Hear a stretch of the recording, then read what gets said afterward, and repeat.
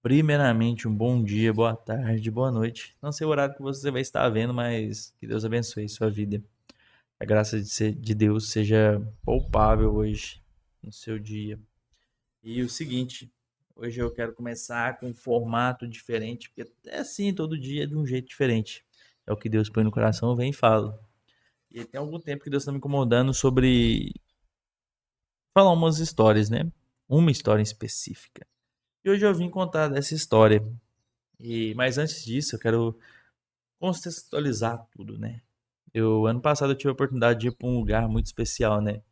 Que é o Senegal. Um lugar que eu amei, onde vi grandemente a obra de Deus, né? O povo de Deus, onde eu vi o amor de Deus pelos povos, né? Foi minha primeira missão transcultural, minha primeira missão, tipo assim, há mais tempo, né? Que eu fiquei lá um mês, eu fui 2 vezes, então eu fiquei 2 meses, então foi minha missão mais longa, né? Que eu tive. Onde eu vivi mais esse transcultural, me viver no meio de outra cultura, viver como eles vivem, fazer o que eles fazem. Então foi uma experiência única com Deus e foi tremendo. Primeira coisa porque eu nunca imaginei sair do Brasil, nunca imaginei pegar um avião, foi a primeira vez que eu peguei um avião. Então foi realmente a graça de Deus, né? E por todo o milagre em si, que eu fiz 2 viagens para a África, até hoje eu não sei explicar de onde que saiu todo o dinheiro, porque realmente foi um milagre da parte de Deus. E, e a primeira vez eu fui, foi sensacional, foi ótimo. Mas ainda teve várias situações porque eu não sabia nada sobre a língua, não sabia nada sobre o povo, não sabia como que era o país, porque quando a gente ia pesquisar na internet, né, via lá, colocava lá Senegal. Aí o Senegal era 94,90 a 96% muçulmano. Eu falei assim, Jesus, lascou. Dessa aí eu não volto já. E cerca de 1 a 3% é cristãos, né? Mas a maior parte é do catolicismo, onde 1% para menos é da religião africana. Então era um país totalmente muçulmano, né? E a gente ouve sobre os muçulmanos, a gente já pensa no homem-bomba, o cara com a metralhadora que vai parar assim, vai tá, tá, tá, tá, tá, vai te pegar você, então, tipo assim, foi sem saber, né, como que era, mas chegou lá, foi totalmente diferente, né? A gente não sabia, né? A gente sabe que ir pra capital de Dakar, né? A gente não sabia como que era. E quando chega lá, Dakar é esse lugar que recebe várias pessoas de outros países em volta, né? Guiné-Bissau, onde o pessoal vai tentar a vida, né? Eu vejo que é tipo um São Paulo nosso, né? Onde o pessoal vai pra lá, as capitais nossas, né? Onde o pessoal vai pra tentar a vida, né? Então lá é uma mistura, né? Muitas pessoas são de fora, poucas pessoas que você conhece nasceu em Dakar. Então, por isso lá não chega a ser um país perseguido fisicamente, né? Onde vão te matar, né? Espero que nunca seja, nunca tome esse rumo também. Nossas orações é essa. Então, lá é um país muito aberto para você falar, conversar, contar uma história. Então, eles gostam disso. Realmente eles gostam. E, e eles te param, te ouvem e param o que tá fazendo para te ouvir, para ouvir essas histórias que você tem. E, e com isso E com isso. Ixi, agora me perdi todo. Não, mas e com isso, dele ser esse povo que te ouve, mas tem um problema, né?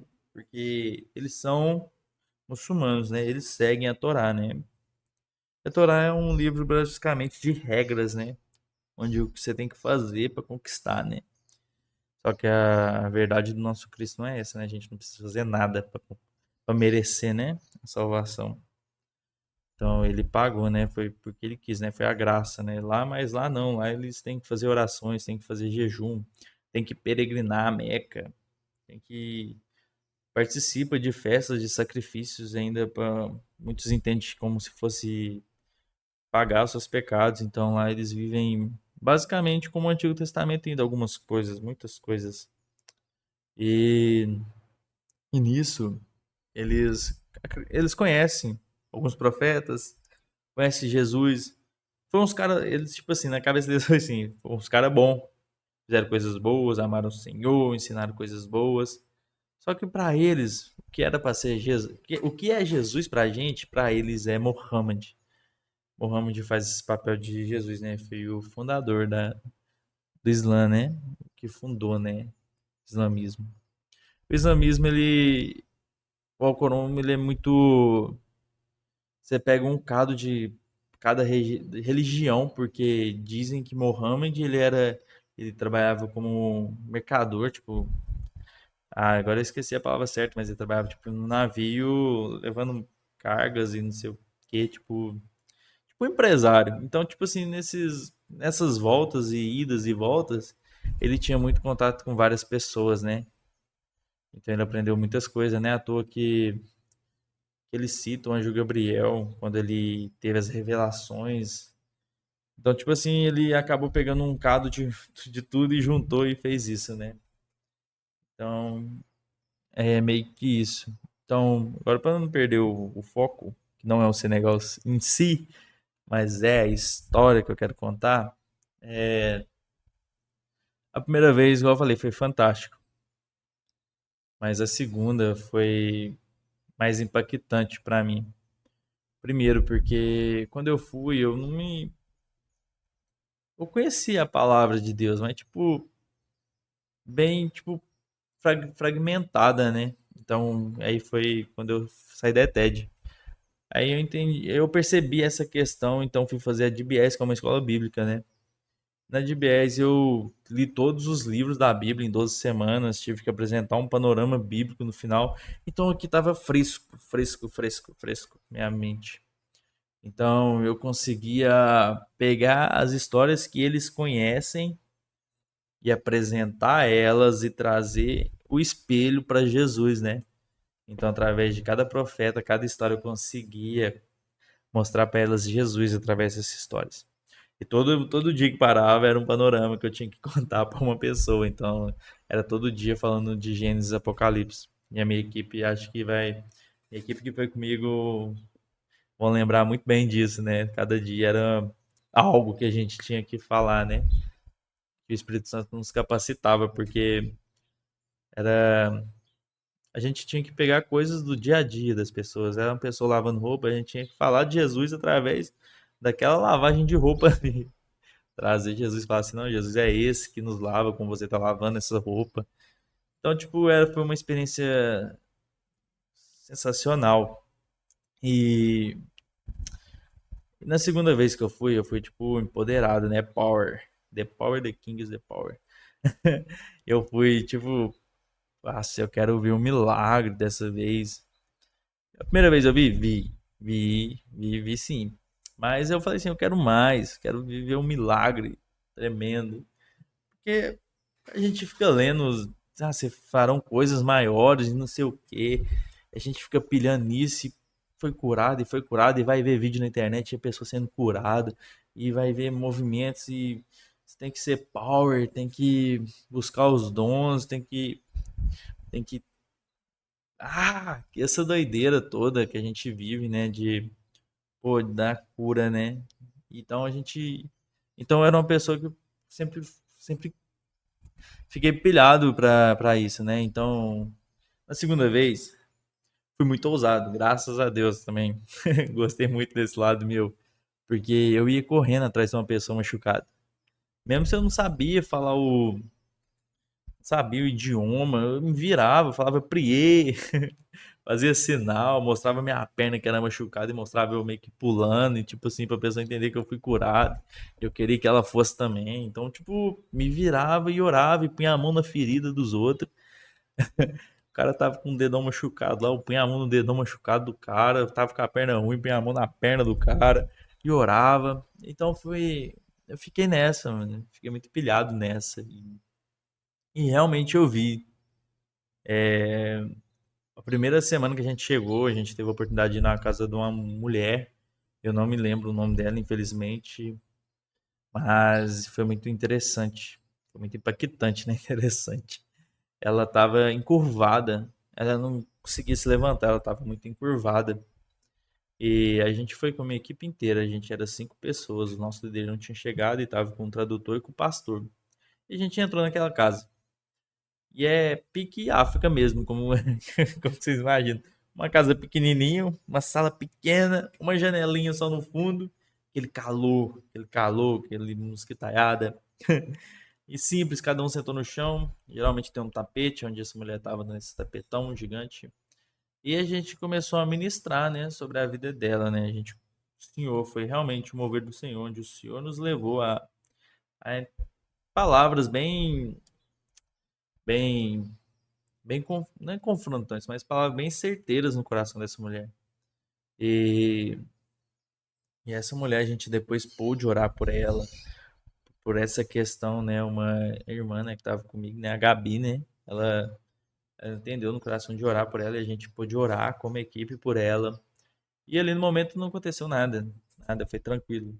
E só que teve um fato lá dentro daquela casa que me impactou muito e eu falei que tinha duas pessoas que estavam comigo, que já tinha ido da primeira vez comigo. E elas também perceberam isso. E a gente falou para quem foi a primeira vez com a gente, falou assim, tem algo diferente acontecendo. Porque quando a gente ministrava a palavra que o Espírito Santo nos guiou, essa mulher começou a cair em lágrimas. E isso foi, poxa, e até me emociona, porque a primeira vez que a gente foi, a gente não viu isso. A gente só semeou a semente de Deus e lá é um povo muito racionais, né? Eles querem saber, querem entender o porquê de Cristo, o porquê de Jesus, por que eu devo crer. Então lá eles não têm essa questão de sentimentos, de emoção, então eles não aceitam Jesus por emoção. Porque aqui no nosso Brasil a gente vê muito isso, da pessoa estar nos dias difíceis, semana ruim, passando por depressão, ansiedade, e por essa emoção vir para o Senhor. Lá eles não vivem isso, lá eles não têm isso, porque eles não foram ensinados a isso. Lá eles vivem um livro de regras, onde eles têm que fazer para merecer. Só que essa não é a verdade do Evangelho, na verdade de Cristo.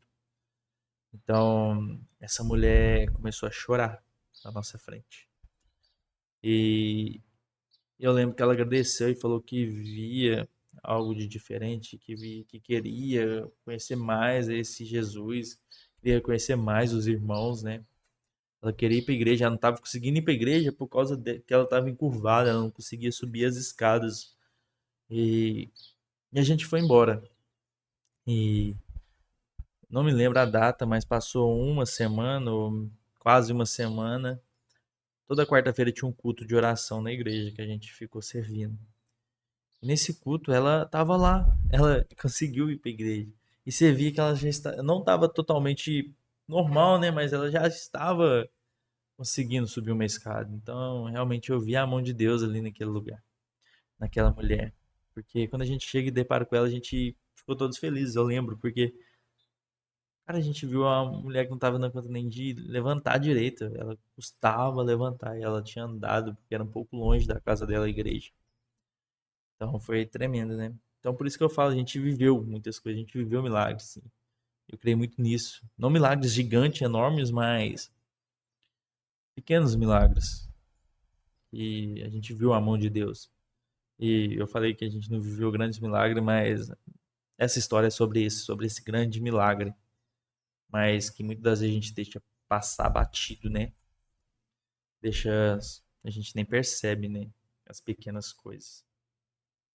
Então essa foi uma experiência muito marcante, igual eu falei, tava naquela pegada de orar, de sair correndo atrás dos outros e queria ver, né? Esse grande milagre, né?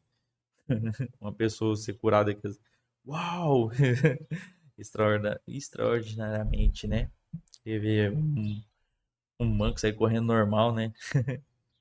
Até parece que eu corro normal, viu, gente? E eu sou manco. Mas eu queria ver essas curas, né? E, e na segunda semana, se não me engane, agora eu vou chegar, né, onde eu queria chegar. Na segunda semana, sobre os milagres eu passei um panorama geral, né, onde eu queria ver. Mas que as ordens aqui não tá crescente, né, tá misturado. Só que o panorama geral era esse, eu queria ver milagres. E o Senhor me apresentou um milagre. Na segunda semana, a gente conheceu um homem de 40 anos que a gente conheceu na igreja nessa segunda vez que a gente foi.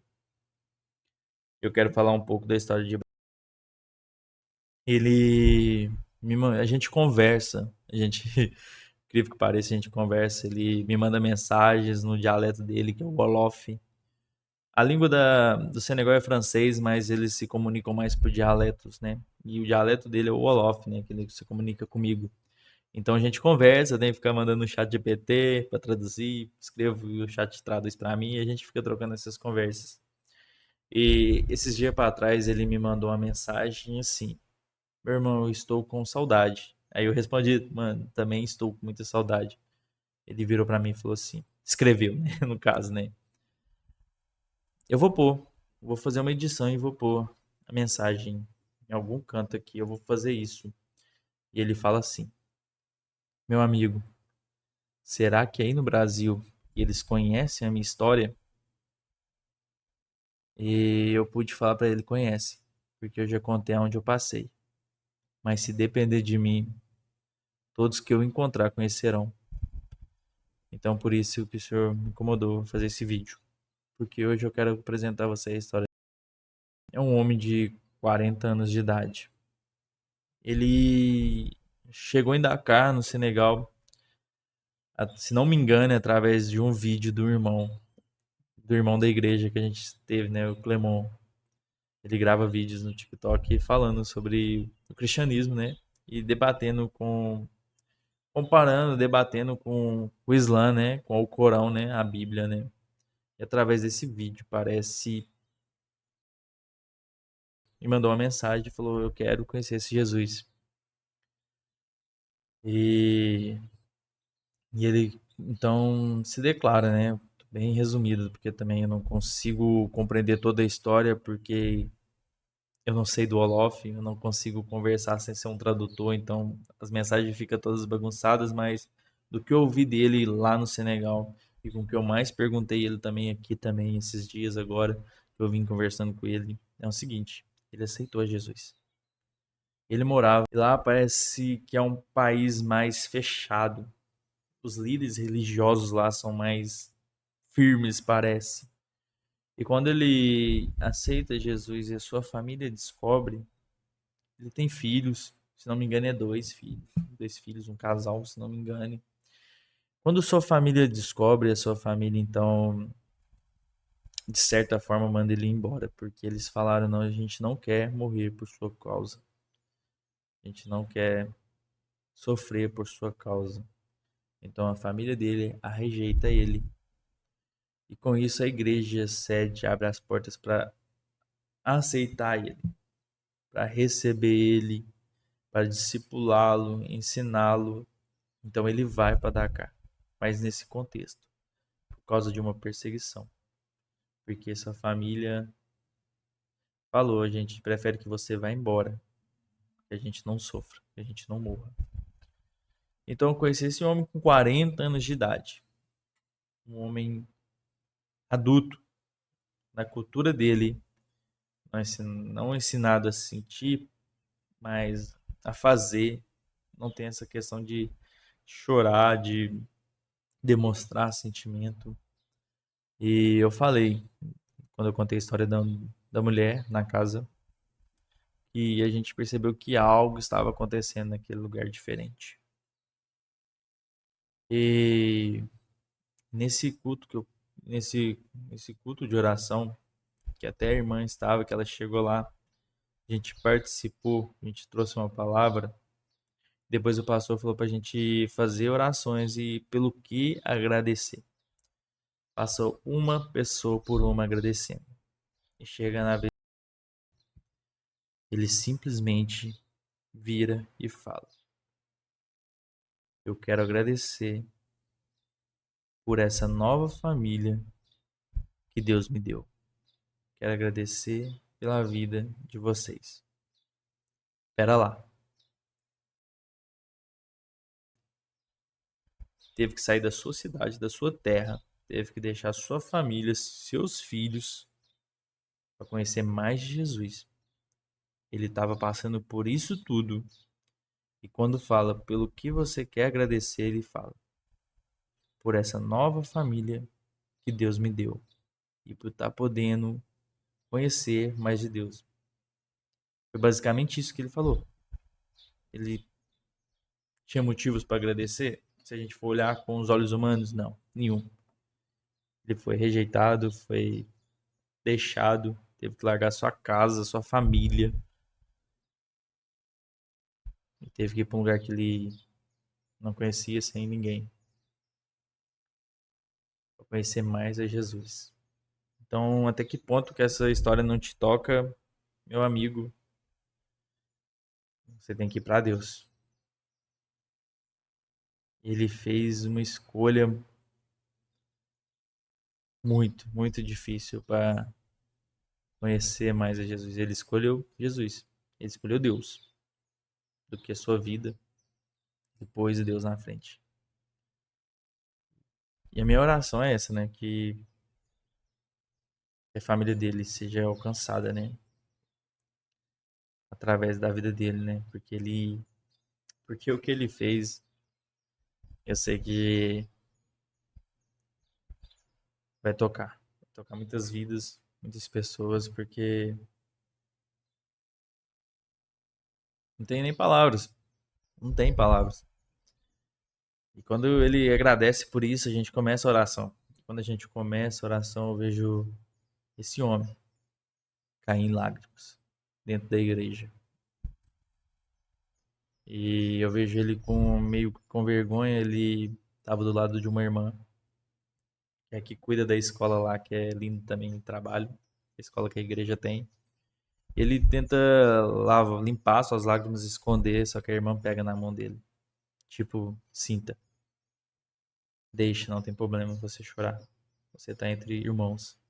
E no meu coração foi muito isso, na hora que eu vi essa cena, e ele me marcou. Me marcou de uma forma. Eu fiquei, tipo, na hora. Na hora agora vocês vão entender essa questão que eu fiquei de eu quero ver um milagre, quero ver o coxo andar, quero ver o cego enxergar. E quem não quer, eu quero, de verdade, eu quero. Eu quero isso, eu quero ver isso, eu quero viver isso. Só que naquele dia o Senhor me falou algo. Lá no Senegal, naquele dia, o Senhor me falou algo. Naquele dia não, tipo assim, mas naquele dia trazendo para essa história que eu queria te contar desse irmão, né? Passou por tudo isso e que até hoje, ontem eu conversei com ele, até hoje ele tá firme em Cristo. Então, orem por ele, orem por, orem por esse irmão em Cristo, que é nosso irmão, porque a gente vive uma realidade, mas o mundo lá fora é outra. É que a gente nunca deixa de olhar para esses irmãos que estão lá fora. E que a gente saiba aproveitar, né? Que a gente saiba aproveitar o que a gente tem, né? Que a gente pode louvar, adorar, pode buscar, pode pregar. A gente pode ter essa vida com Cristo livremente, né? Tipo, sem perseguição ainda, de certa forma. Então, foi isso. E e nisso o Senhor falou comigo, Reuel, durante todos esses dias. E o Senhor falou isso comigo, literalmente, quando estava na última semana que eu ia embora. Você viveu tudo isso. Você viu grandes coisas. Para você, né? Tipo, pessoalmente, você pessoalmente viveu grandes coisas, mas o maior milagre esteve todos esses dias na sua frente. Foi esse homem que largou tudo, que deixou tudo para mim conhecer, se relacionar comigo. Esse é o maior milagre. O maior milagre é quando um pecador entende, compreende que eu sou o caminho, a verdade e a vida. E compreende que só através de mim há vida. Esse é o maior milagre. O pecador que se arrepende. E a gente vê isso em Lucas 15:7, né? Digo-vos que assim haverá maior alegria no céu para um pecador que se arrepende do que por 99 justos que não precisam se arrepender. Então, o Senhor fala que todos os dias eu estava me alegrando no céu pela vida. Todos os dias eu estava me alegrando por Ele entender e compreender que eu sou a vida, que eu sou o caminho, que eu sou Deus. Então, o Senhor me constrangeu muito e o nosso Deus é esse, puro, simples. Nosso Deus é esse que trabalha nas pequenas coisas que faz a todo tempo. Muitas das vezes não vai ser como a gente imagina, não vai ser grandes coisas, mas vão ser nos pequenos detalhes que a gente muitas vezes deixa de ver. O maior milagre é eu e você que entendeu que Cristo é a salvação, que Cristo é esse que nos leva ao Pai.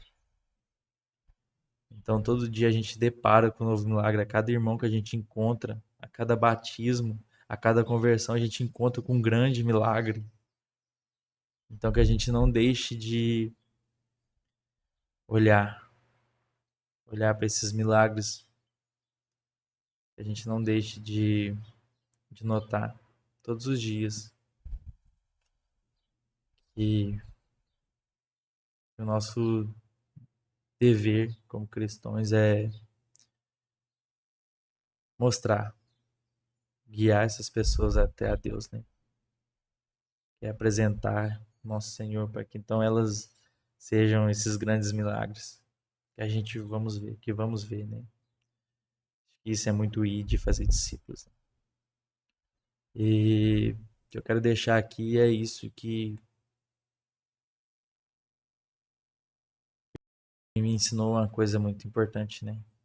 Me ensinou quanto vale uma vida, quanto vale amar a Deus, quanto vale deixar tudo para servir a esse Deus, porque é através dele que temos a satisfação, temos a alegria. E que a vida dele seja um, um gás para a sua, né? Que seja uma motivação, né? A gente tem esse desejo, né? Esse desejo que larga tudo para conhecer a Cristo. Que a gente se compadeça com histórias que são diferentes das nossas, né? Que a gente ore por esses irmãos que estão sendo perseguidos, que estão sendo abandonados. Eu falo até no próprio Brasil nosso mesmo. A gente não conhece todos os lugares, mas que a gente sempre lembre de orar por essas pessoas. E, e essa história contei bem resumida, né? Mas vocês entenderam. E foi um homem que largou tudo para conhecer a Cristo. E eu tive a oportunidade de conhecer esse homem. E eu sei que algum dia eu vou revê-lo. Sei que algum dia eu vou voltar no Senegal. Isso é óbvio. Porque sempre que eu tive a oportunidade eu falei que eu voltaria lá, né? Então, e realmente meu coração é esse. Eu amei aquele lugar. Amei o povo. Ah, eu amo. Eu amo tudo que Deus me põe para fazer. E é isso.